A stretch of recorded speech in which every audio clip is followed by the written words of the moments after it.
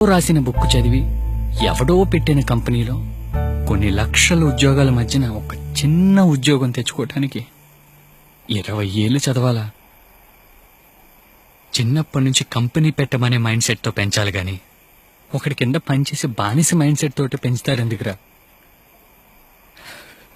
అసలు ఎలా చెప్తే అర్థం అవుతుందిరా? వాళ్ళలాగే పిల్లలు కూడా బానిస బతకాల. ఏమన్నా అంటే మన మిడిల్ క్లాస్, మన బతుకులు ఇంతే, వారానికి ఒకసారి చికెన్ తినాలి, పండగ వచ్చినప్పుడే కొత్త బట్టలు కొనుక్కోవాలి. ఛీ, ఇదో బతుకు.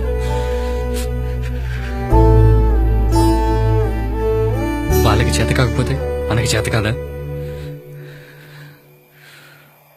మన జనరేషన్ లో 90% మనలాగరా.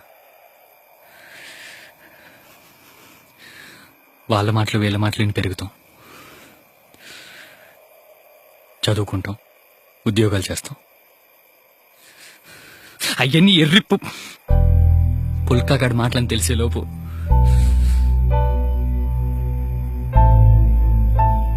లైఫ్ అనే ఫుల్ బాటిల్లో క్వార్టర్ అయిపోతుంది.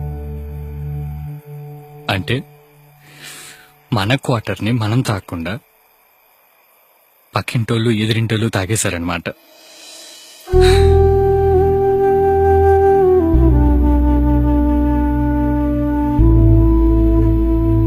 ఆ పెంపకం వల్ల ఇంకా ఎంతమంది రజనీకాంతులు కండక్టర్ గానే ఆగిపోయారో, ఇంకా ఎంతమంది అమ్మాయిలు పెట్రోల్ బంకులను మిగిలిపోయారో.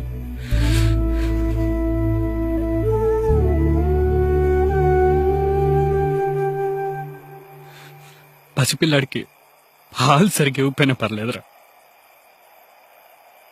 కానీ మాటలు నేర్పించేటప్పుడు బుజ్జి, చూడు చూడు, ఇది అమ్మ, ఇది నాన్న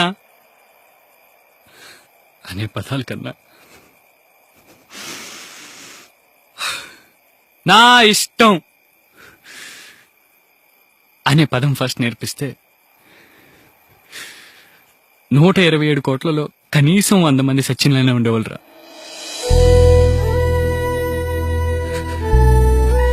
కానీ ఆ పదం ఎందుకు నేర్పిస్తారు? అమ్మా నాన్న ఇష్టం.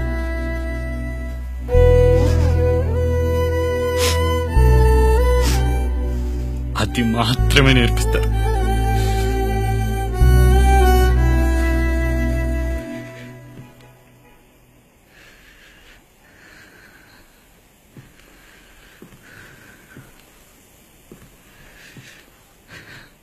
బిల్ గేట్స్ కి, స్టీవ్ జాబ్స్ కి సాఫ్ట్వేర్ అంటే ఇష్టం రా, అందుకే అలా రేంజ్ లో ఉన్నారు.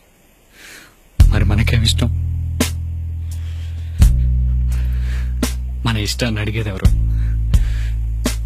చెప్పిన వినేది ఎవరు?